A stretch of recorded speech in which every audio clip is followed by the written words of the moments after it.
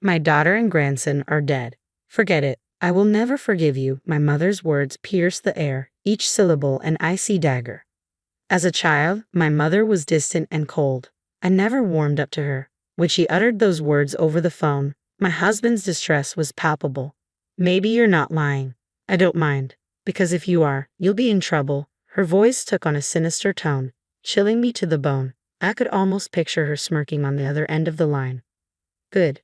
Shall we go then? I think we are the ones who are really in trouble. I managed to respond before she hung up. My name is Lily, a 33-year-old office worker. I met my husband, Keigo, through my grandmother, who attends a tea ceremony class.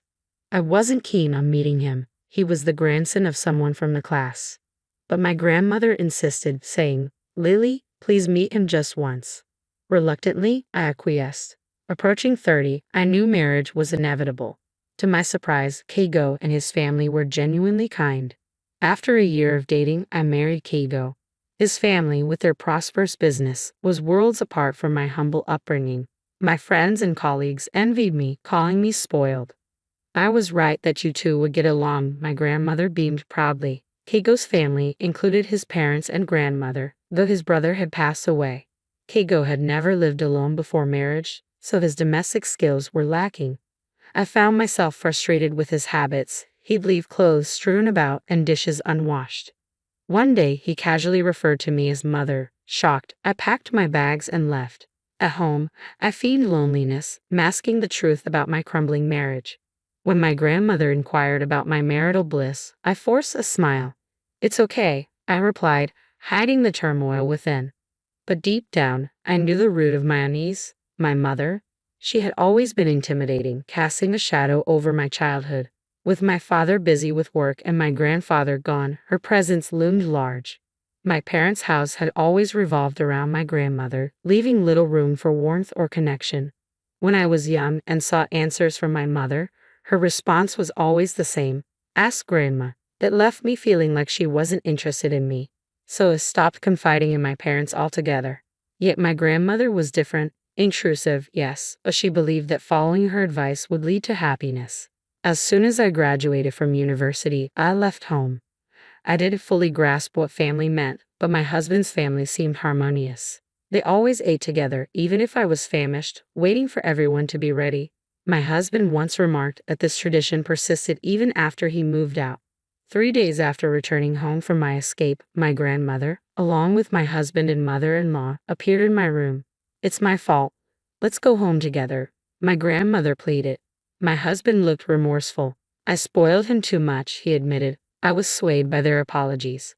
But as explanations unraveled, blame was cast upon me too. My grandmother sighed, pointing out my faults. Even my mother apologized, urging me to reconcile. Feeling abandoned, I left without a word. Silent in the car, my mother-in-law broke the tension. "If housework is too much, let's eat together. I'll cook for you and Keigo." But I couldn't find solace in her gesture. "No, I want Keigo to help with the housework," I asserted. Surprised, my mother-in-law questioned, "Isn't housework the wife's job?" I retorted, "I have a job too. We're not a conventional family. Keigo will inherit the company, but that doesn't make household chores solely my responsibility." Despite my silence, my mother-in-law persisted. Finally, I confessed my pregnancy, despite being told to keep it secret.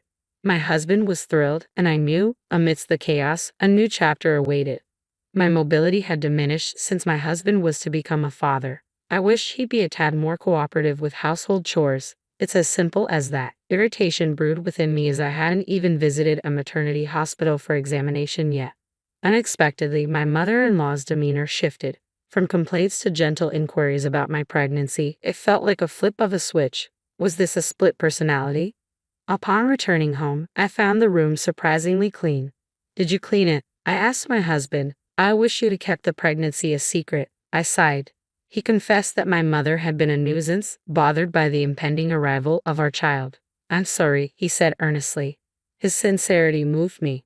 Perhaps I should try a bit harder. Eating at my parents' house on weekends sounded appealing. His gentle suggestion left me with no reason to refuse.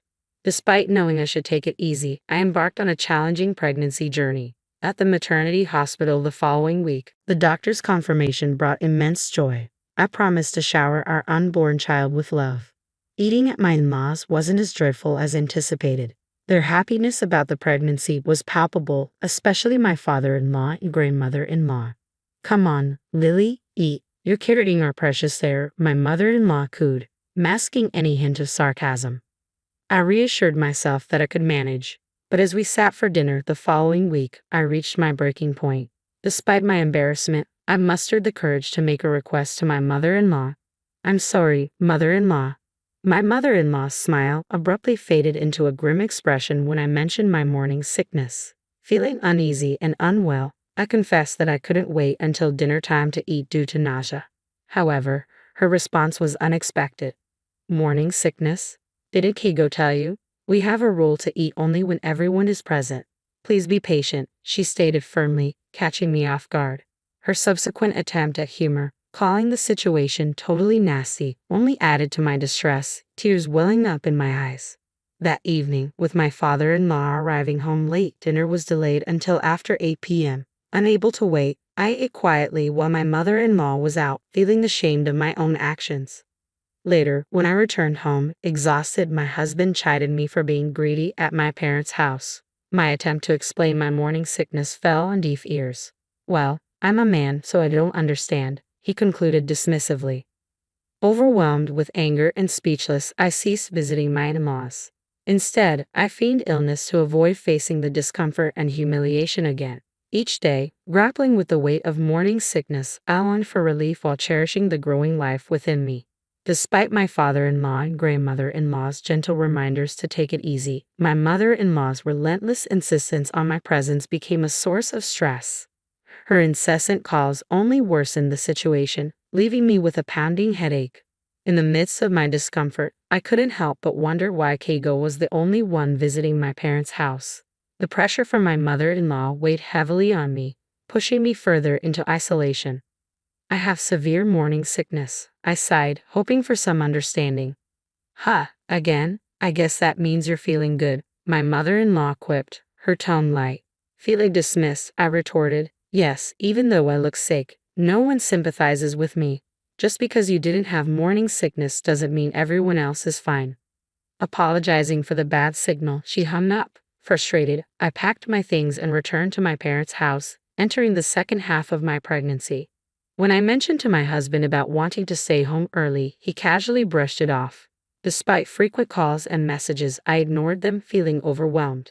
Even my grandmother, usually gentle, expressed her displeasure, refusing to offer assistance. Despite the strained relationship with my in-laws, one silver lining was more time with my mother. Confiding in her, I revealed the tension with Keigo and his mother. Keigo's indifference towards household chores and occasional outbursts left me scared and isolated. When I approached my mother-in-law, she urged me to be patient, even after I showed her a bruise from one of Keigo's outbursts. Now, contemplating divorce after the baby's birth, my mother listened in silence, her expression stern. Yes, I understand, she finally replied. With just one word, I responded to the chaos unfolding around me. Eventually, I gave birth to a healthy baby boy.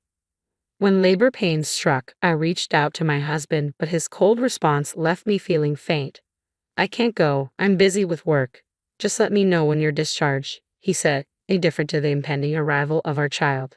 His callousness fueled my anger, so when the day of discharge arrived, I chose not to inform him, and strangely, he didn't reach out either. As I made my way back to my parents' house, my phone rang. It was Keigo, demanding to know why I hadn't returned home yet. His voice, filled with frustration, echoed through the room. Silent shock engulfed me when my mother uttered her unforgivable words. My daughter and grandson are dead. Forget it, and I will never forgive you. It was outrageous. Then, a voice, unfamiliar yet somehow familiar, spoke nearby. It was Keigo's mother. Accusations flew, and my body trembled with disgust. My mother intervened, suggesting we involve the police to address the abuse I had endured. With a firm hand, she ended the call and enveloped me in a tight embrace, offering the comfort I desperately needed. It was the first time my mother had hugged me in such a way, and in that moment, I felt an overwhelming sense of relief knowing she was by my side. As I watched my son sleeping peacefully with my mother, my grandmother returned, her footsteps echoing loudly. "What the hell? You're still alive," she exclaimed, her frustration evident. A call from Keigo's mother had stirred her ire, and now she demanded an apology. Reluctantly, we accompanied her back to the in-laws' house. But upon arrival, tension hung thick in the air. My mother-in-law and husband greeted us with cold stares. "Oh, isn't he our cute heir?" my mother-in-law cooed, reaching for my son, but I recoiled involuntarily. "Don't touch me," I snapped, surprising myself. An argument erupted when my husband dismissed my concerns about divorce. His fear was palpable, faced with the possibility of separation. My mother-in-law's accusations only added fuel to the fire. "You should apologize. The police are exaggerating," my husband insisted, but I stood my ground. Amidst the chaos, my mother's silence spoke volumes. "Which one is crazy?" she challenged, glaring at my grandmother. Suddenly, a commotion from outside interrupted the confrontation. Keigo's grandmother arrived, her presence commanding attention. With cold eyes, she admonished her daughter and grandson for their behavior. In that moment, realization dawned. Keigo's obsession with the family business had blinded him to my struggles. His grandmother's words struck a chord, prompting apologies from both my husband and mother-in-law. As the tension eased, Keigo's grandmother turned to me. "Lily, I'll make sure you take responsibility." "I'm sorry," she said, offering a glimmer of hope for reconciliation. "I hadn't realized it, but you're considering breaking up with Keigo. However, I'd be delighted if you visited me again. Thank you for your assistance," the grandmother-in-law expressed sincerely. Glancing at my awkward grandmother, she continued, "You were insistent, so I arranged a matchmaking between our grandchildren. Lily and her mother were lovely people, but what about you?" My grandmother blushed furiously, clearly uncomfortable. As my husband and mother-in-law sat in stunned silence, I bowed deeply to my grandmother-in-law and took my leave from their house. Upon returning home and packing our belongings, my grandmother confronted us. "Where do you think you're going?" "I won't allow you to do as you please," she asserted, echoing my mother-in-law's words. "Your mother-in-law insists that you cannot divorce her son until you, Lily, have had a child. I've had enough." Later, my mother revealed that my father had been involved with another woman, for which my grandmother blamed her. When my mother demanded a divorce, my father refused to allow me to leave with her. My mother regretfully admitted that she should have fled with me to spare me from suffering. Her words brought tears to my eyes. Eventually, both my mother and I divorced our respective partners. My father initially resisted, but evidence of his affair forced him to comply. Learning of his betrayal shattered my perception of him, and I vowed never to see him again. My mother also sought compensation from my grandmother for the distress she caused. Keigo's family faced consequences too. They were ousted from their former position of influence due to embezzlement allegations. It turned out that Keigo's grandmother, now the company's chairwoman, had uncovered their wrongdoing. When faced with the ultimatum between family and company, Keigo chose the latter without hesitation. His tearful reunion with his mother bore no forgiveness, as they both faced accusations of criminal activity before disappearing. Despite the turmoil, life improved after our divorces. My mother and I rented a small room and began living together, finding solace in each other's company. I named my son, "I Am You," a testament to our newfound independence. My mother flourished on her own, rediscovering her passions and hobbies. Colleagues noticed her increased happiness, and even at my part-time job, I found myself smiling more. Through living together, I learned more about my mother, her talents, preferences, and dislikes. Grateful for everything she had done for us, I thanked her sincerely. Moving forward, I vowed to embrace the future alongside my precious family, strengthened by the bond between my mother, my son, and me.